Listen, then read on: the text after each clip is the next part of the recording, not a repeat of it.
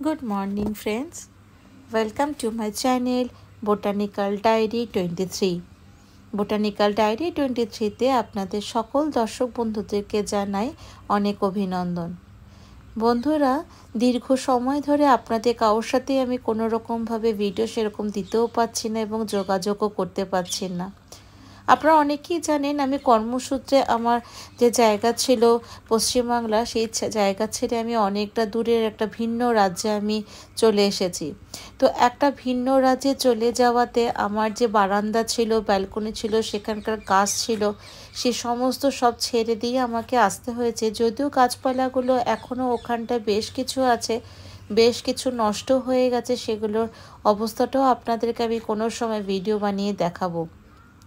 নতুন জায়গায় এসেছি, একটা বারান্দাকে এবং একটা বাগানকে তৈরি করতে বেশ সময় লেগেছে। তাই 2-3 মাসের মধ্যে যতটুকুনিভাবে বাগানটাকে তৈরি করতে পেরেছি, অতটুকুনি বাগানের মধ্যে দিয়ে ফুল গাছ পুঁতে আপনাদের সামনে দেখানোর চেষ্টা করলাম। আপনাদের কেমন লাগলো আপনারা আমাকে জানাবেন। দেখুন, এখানটা অনেক বড় বাগান। বাগানের কিছু পাটটা জুড়েই আমি এখানটা বেশ কিছু গাঁদা গাছ লাগালাম এবং জায়গা যেহেতু অনেক ছিল, প্রায় গোটা 60 আমি গাঁদা গাছ লাগালাম। দুদিক বাগানে দুদিক করে জায়গা থাকাতে আমি দুদিক করেই দেখুন, একটা করে অরেঞ্জ এবং একটা করে ইয়েলো, সব জায়গাতে এই সিকোয়েন্সই আমি লাগিয়েছি।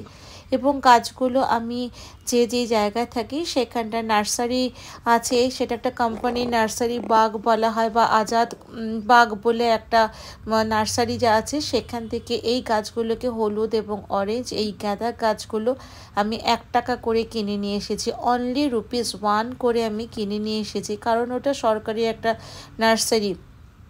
তো ওখান থেকে নিয়ে আসাতে বেশ, এবং গাছগুলো 1 টাকা দাম হলো, গাছগুলো কিন্তু যথেষ্ট ভালো কোয়ালিটির। দেখুন, গাছগুলো প্রত্যেকটা গাছ লাগানোর পরেই আমি ঠিক নভেম্বর মাসের শেষের দিক, মানে নভেম্বরের 23-24 তারিখ করে গাছগুলোকে লাগিয়েছিলাম। তার মধ্যে দেখুন বড় একটা উইয়ের পোকা পিঁপড়ের ডালা এখানটা হয়ে আছে।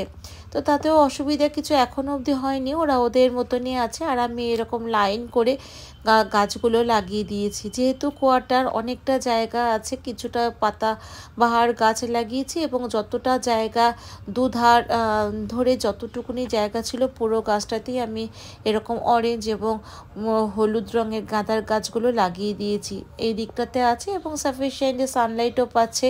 কিছু ডালিয়াও লাগিয়েছি। আর পাশে এই গাছগুলো তো আপনারা 1-2 শর্টসে আমার দেখিয়েছেন। এখানটার ডালিয়া কি রং হবে বুঝতে পারছি না, অনেকগুলোই কিনে নিয়ে এসেছিলাম। ডালিয়াও বেশ কয়েকটা এখানটা লাগিয়ে দিলাম, যেহেতু এটা সিজনাল, এই গাছ ফুলগুলো এখন হবে। আর তার পাশে কিছু এরকম স্নেক প্ল্যান্ট লাগিয়ে রাখলাম, দেখতেও ভালো লাগবে বলে। একদম ফ্রেশ বাগান, কিছুই নেই, নতুনভাবে সম্পূর্ণ তৈরি করা। আর প্রচণ্ড রৌদ্র সকালবেলায়, এখন 9:30 বাজে যে আমি ভিডিওটা করছি।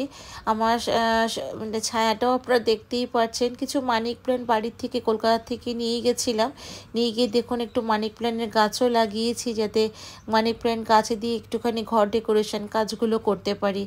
আর এই মাঝখানে ছোট ছোট ওরা চিংড়ে ফ্লাওয়ার বলছে, আমি কিছুতে বুঝতে পারছিলাম না, তবে দেখে বুঝলাম, ছবি দেখে বুঝলাম ছোট ছোট কসমস ফ্লাওয়ারের মতো, যেমন আমাদের হয় হলুদ রঙের, হলুদ ক্যালেন্ডুলার মতো, সেই ধরনের গাছ এগুলো। তো এইগুলোর দামও 2 টাকা, 3 টাকা, 5 টাকার উপরে কোনো গাছের দামই নেই, সব গাছই 5 টাকার মধ্যে। এই একটা গাছ কলকাতা থেকে নিয়ে গেছিলাম, টবটা দেখে আপনারা বুঝতেই পারছেন, সব সাদা টবগুলো, বেশ কয়েকটা টবও নিয়ে গেছি। এই গাছের মধ্যে এরকমভাবেই লাগিয়ে দেওয়া হয়েছে। এই জারবেরা গাছগুলো কলকাতা থেকে আমি নিয়ে গেছিলাম, নিয়ে গিয়ে এই জারবেরা গাছগুলোও লাগানো হয়েছে। এগুলো একটা একটা ফুল দিয়ে নিয়ে গেছিলাম, কিন্তু দেখলাম গাছগুলো একটু বড় হওয়াতে একটা করে আবার নতুন ফুলও ধরেছে। কলি ছিল, ফুলটাই ধরেছে। সদ্য লাগানো হয়েছে, তাই এত তাড়াতাড়ি কলি আসার সেরকম সম্ভাবনা নেই, তবে যদি বাঁচিয়ে রাখতে পারি তাহলে হয়তো অনেকটাই ফুল ধরবে। তো বাগানটাকে নতুনভাবে আবার তৈরি করলাম, কেমন লাগলে আমাকে বলবেন। এবং বেশ কিছু গাছ লাগিয়েছি, আপনাদের সকলের সাথে এখন আমি আপডেট দেওয়ার চেষ্টা করব এবং আপডেট রাখার চেষ্টা করব। গাছ সেরকমভাবে কিছু ছিল না বলে আপনাদের সাথে আমি ভিডিও কন্টেন্টটা বানাতে পারিনি। তো এই ভিডিওটা আজকে আমি শুধু বানিয়েছি নতুন নতুন গাছ আমার নতুন জায়গায় লাগিয়েছি, সেগুলোকে আপনাদেরকে দেখাবো বলে। তো কেমন লাগলো অবশ্যই আমাকে বলবেন। যদি ভালো লেগে থাকে লাইক কমেন্ট শেয়ার অবশ্যই করবেন। আবার পরে আপনাদের সাথে সবার সাথে